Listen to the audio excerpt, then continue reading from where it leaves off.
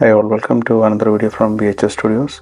This time it's actually a small Photoshop tutorial. Those who are following my Instagram would be aware that while posting the pictures, I normally post the picture as well as another slide with exif details, and many of my followers asked me how to do that in Photoshop.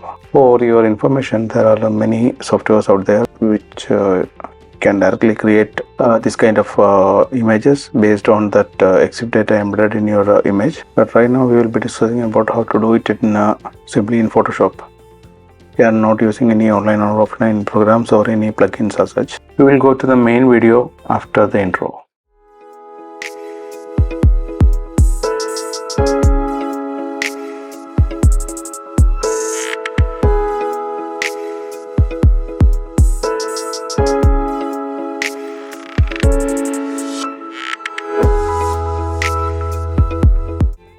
So to see that, we will move to Photoshop and see how it is done over there. This is an image which I already edited. I think you are familiar with the basics of Photoshop and layers.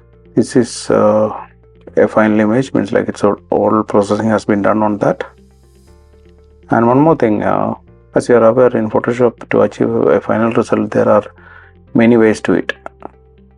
So this is one of the way to do it, and there could surely be better ways out there, but and I'm not saying that it is the best or optimal way, but this is how I do it.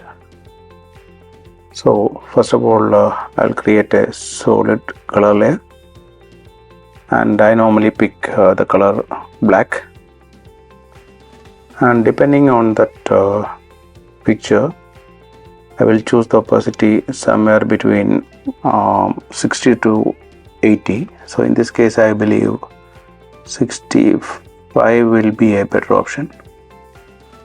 And then on top of that, I will add a text layer. And in this case, I will check everything is right.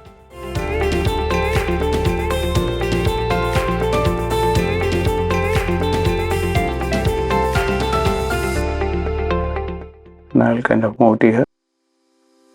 And I will type in the details.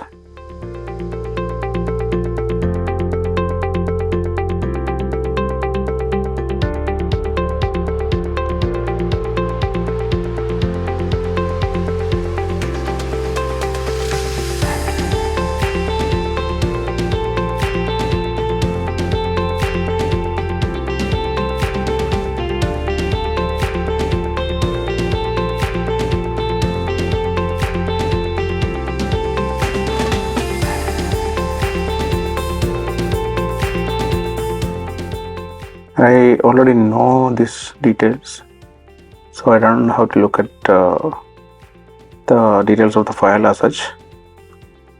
So I will just simply type it over here. And to resize this, you can simply select on that layer once again and click Command plus T or Control plus T if you are using Windows.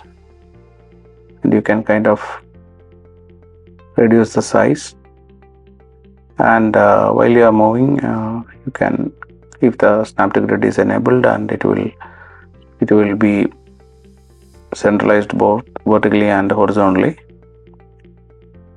And once that is done, you simply press enter, and now you need to export it as a separate file. I assume that you have already exported your main file as a separate JPEG file. So in this case, we will export it as another copy. And in this case, since it's only for the exif details, we don't have to use the full quality, but it's your choice. But I normally put it in quality 6, and I export it.